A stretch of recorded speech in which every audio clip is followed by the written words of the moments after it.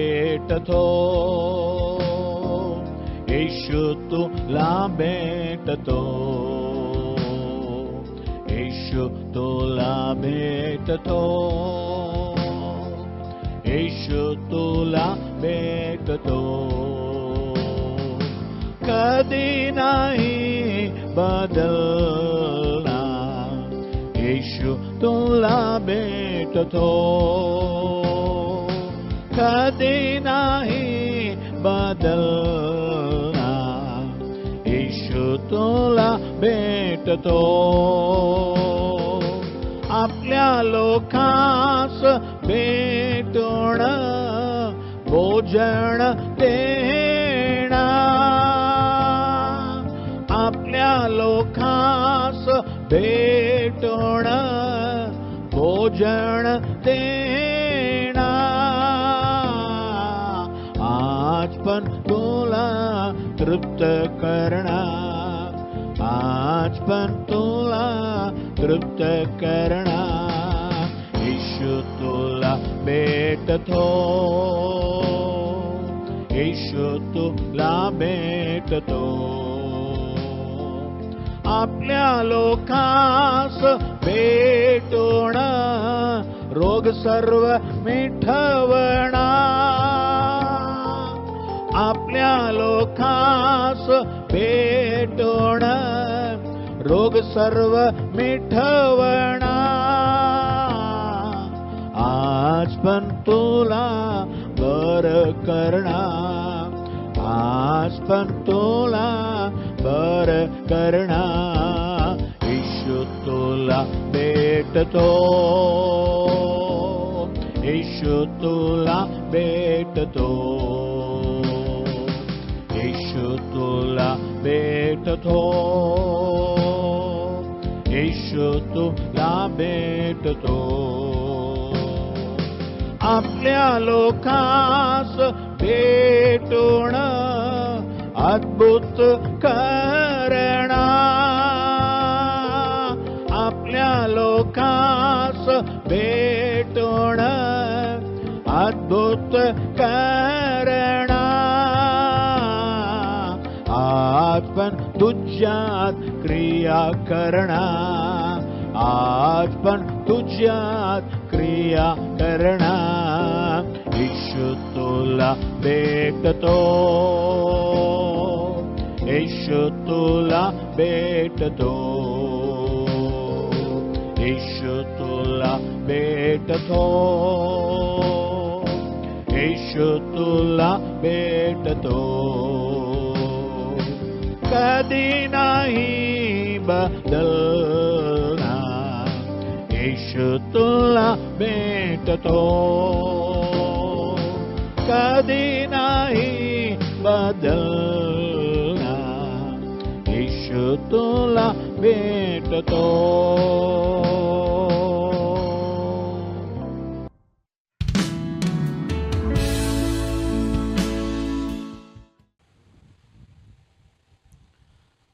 Praise the Lord, hallelujah. देवाच्या नावाची स्तुती असो, गौरव असो.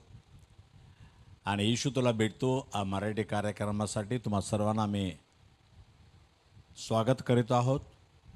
आणि आजचा संदेश तुमच्या जीवनामध्ये आशीर्वाद आणू दे.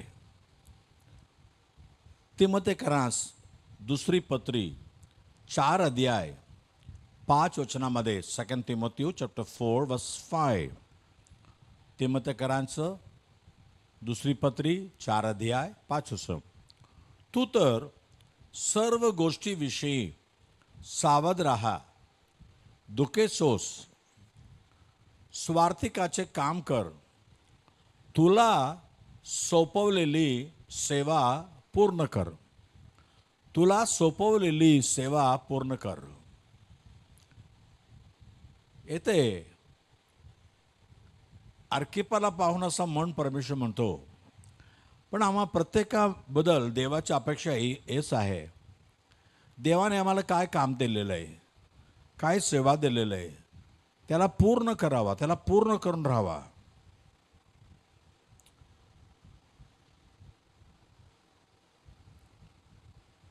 कोलोशियों 4:17 मध्ये कोलोशियन 4:17, कोलोशियकरांस पत्र, कोलोशियन चॅप्टर 4:17.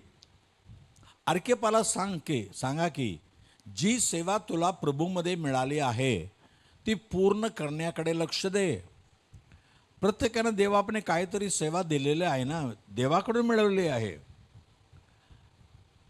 काम तर कोणी पण देणार, पण प्रभूची सेवा प्रभूच देतो.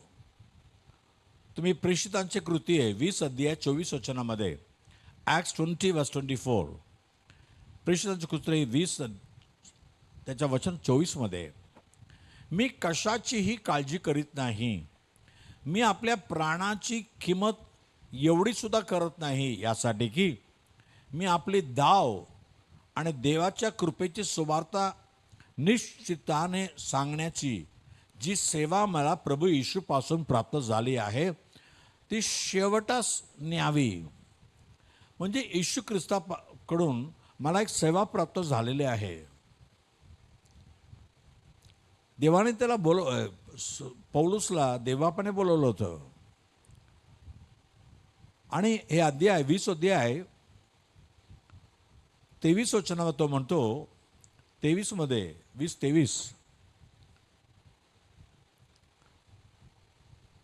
22 वचन तो म्हणतो, आता मी यरूशलेमच जात आहे, पण आता पहा मी अंतर्यामी बद्ध होऊन यरूशलेमेत जात आहे. ते मला काय काय होईल ते मला माहीत नाही. पण 23 वचनामध्ये केवळ इतके कळते की बंधने व संकटे माझी वाट पाहत आहेत. याविषयी पवित्र आत्मा मला नगरे नगरी साक्ष देत आहे. प्रत्येक नगरामध्ये पवित्र आत्मा म्हणतो, तो यरूशलेमास गेला तर तुला संकट आहे, तुला दुःख आहे, तुला जेलमध्ये बंद करतील. असं म्हटल्यानंतर तो म्हणतो, मला कशाची काळजी नाही आहे. माझा उद्देश एकच आहे, येशू ख्रिस्ताकडून मला सुवार्ता सांगण्याची सेवा भेटली आहे, ते मी सांगत राहणार. आणि तसं जीवनभर देवाची सेवा त्यांनी पूर्ण केली. तिमोथेचा दुसरी पत्री 4:7 2 तिमोथी 4:7 तो म्हणतो, जे सुयुद्ध ते मी केले आहे, जे सुयुद्ध ते मी केले आहे, धाव संपवली आहे, विश्वास राखला आहे. माझ्या धाव मला देवाने धावायला सांगितलं, एक धाव दिली, सेवा दिली. आणि ती सेवा कुठून कुठपर्यंत?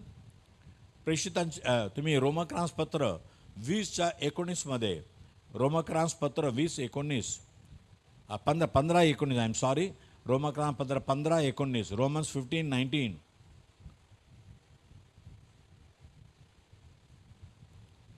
आणि दुसऱ्याच्या पायावर बांधू नये म्हणून ख्रिस्ताचं नाव घेता तेथे नाही, तर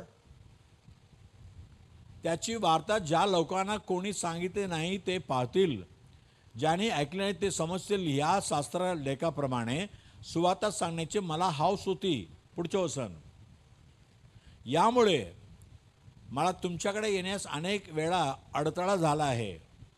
19 वचनामध्ये 19 तो म्हणतो, वर्स 19, शेवटी यरूशलेमेपासून सभोवती इल्लुरिकमापर्यंत मी ख्रिस्ताची सुवार्ता पूर्णपणे सांगितली आहे. देवाने मला सुवार्ता सांगायला बोलवले.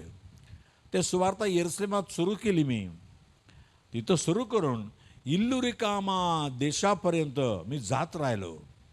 कारण जेथे कुठं सुवार्ता सांगितले गेले नाही तेथे मी सांगत गेलो, फिरत गेलो.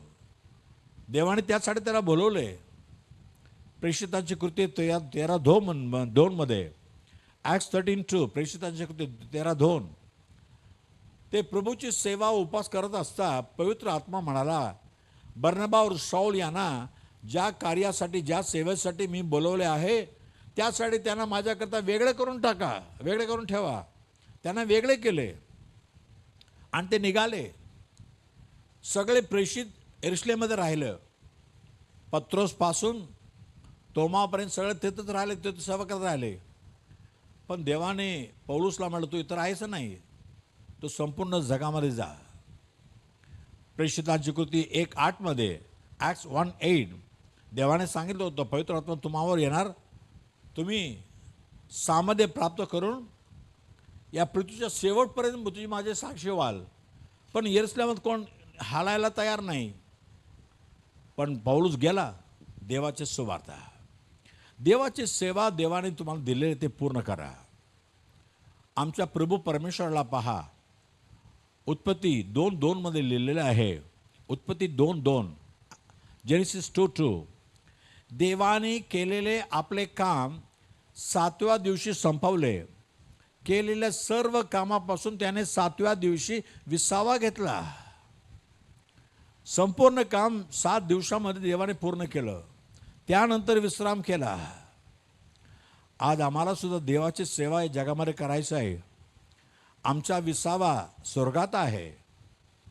इब्रिकरांसपत्री 4:9 इब्रिकरांसपत्र 4:9 म्हणून देवाच्या लोकांसाठी शबाताचा विसावा राहिला आहे.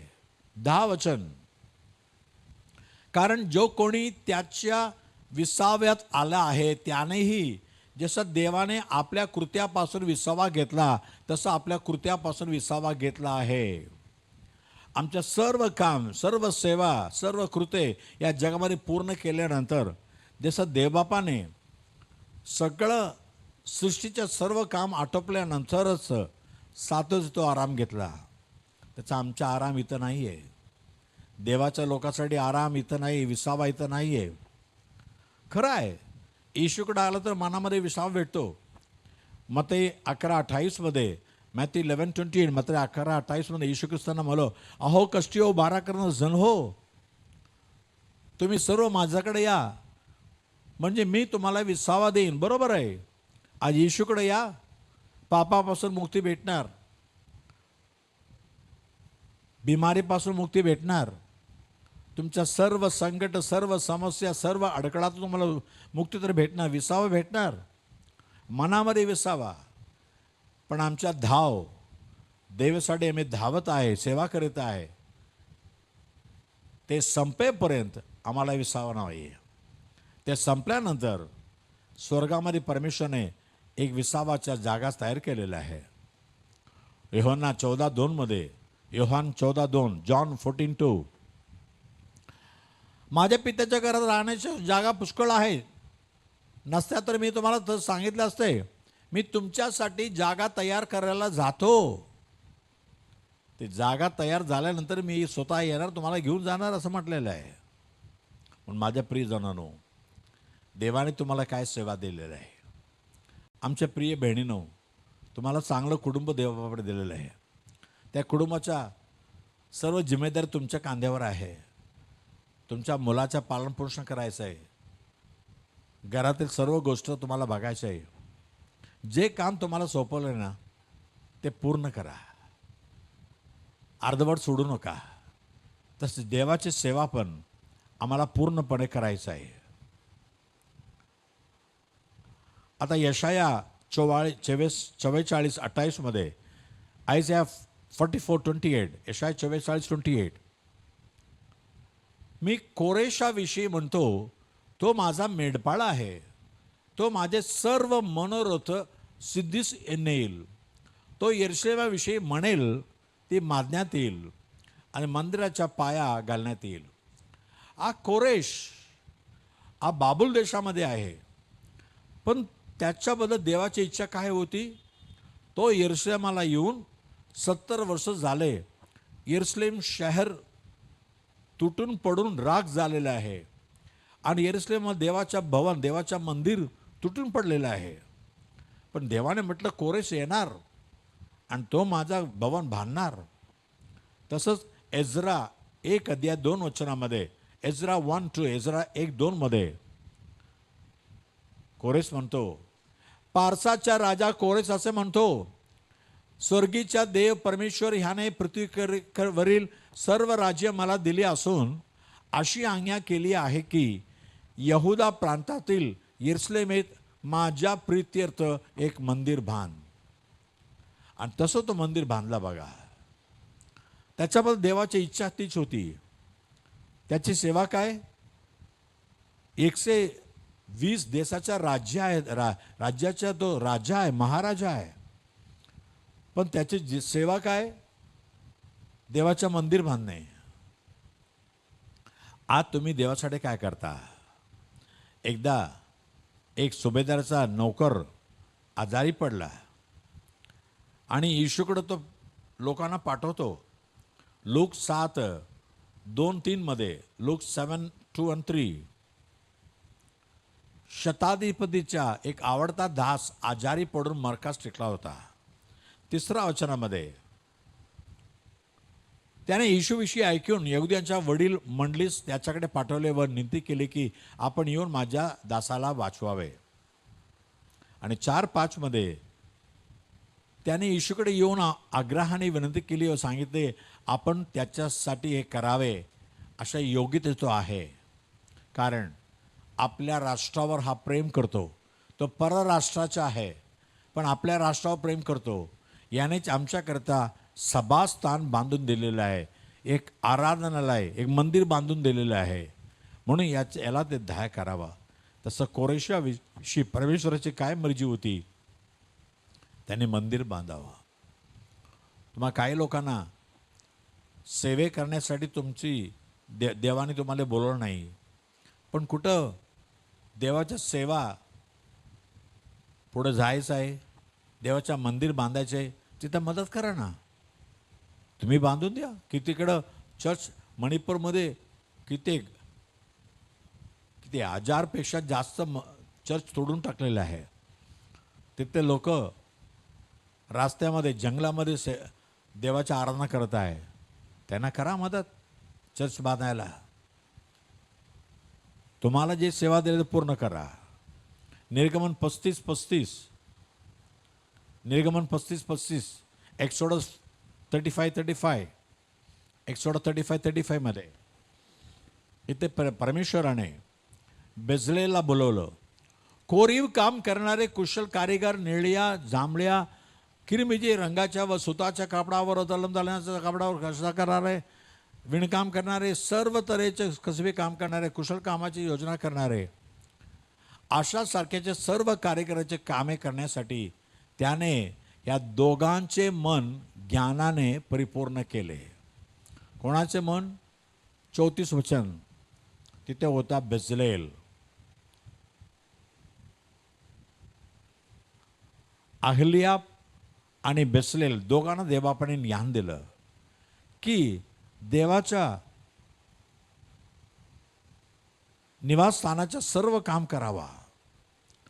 त्यांनी मूसासारखा आरोनसारखा दुसरी सेवा नाही केली, बली नाही केली, लोकांना चालवलं नाही, पण त्यांची जबाबदारी काय? हे देवाचं मंदिर बनवावा, ते केलं.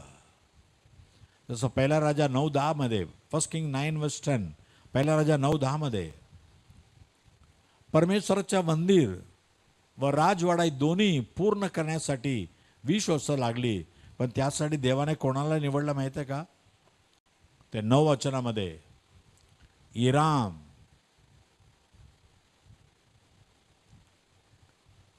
इराम नावाचा एक मनुष्याला बोलून त्याच्याद्वारे मंदिर देवापणे पूर्ण केलं.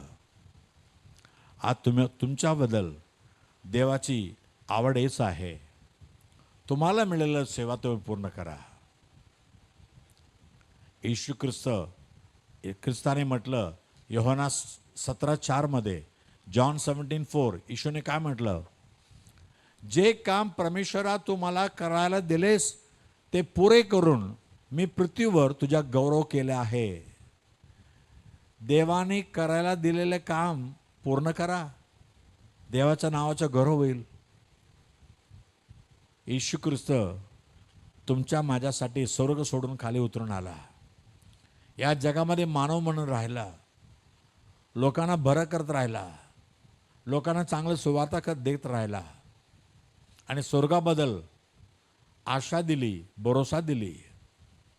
शेवटी येशू येण्याचा उद्देश, येशूचा काय सेवा होती? स्वतःला यज्ञ म्हणून अर्पण करावा.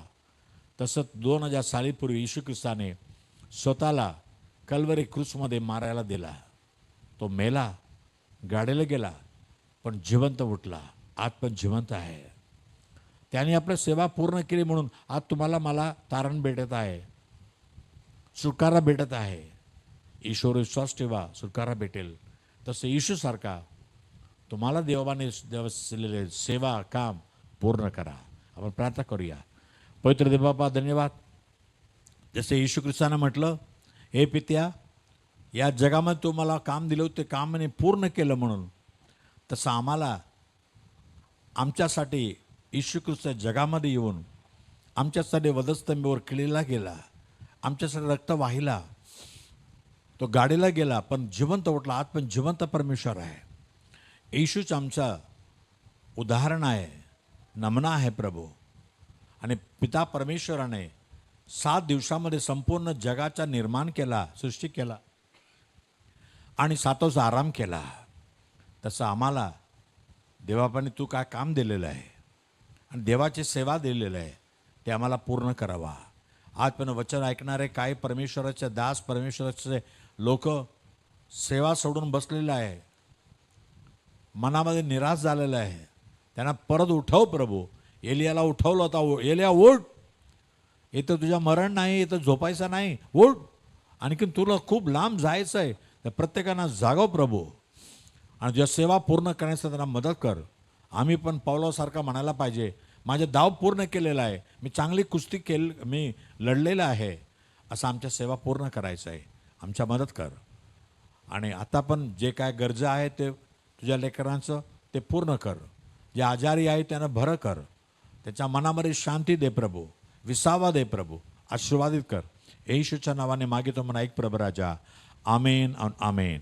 God bless you. देव तुम्हाला आशीर्वाद करो आणि पुढच्या रविवारी 3 वाजता पुन्हा भेटू. आमेन. आमचा पत्ता Bethel Pentecostal Church, Bethel Church Road, Kamaraj हायस्कूलचा मागे, 90 फीट रोड, धारावी, मुंबई 17.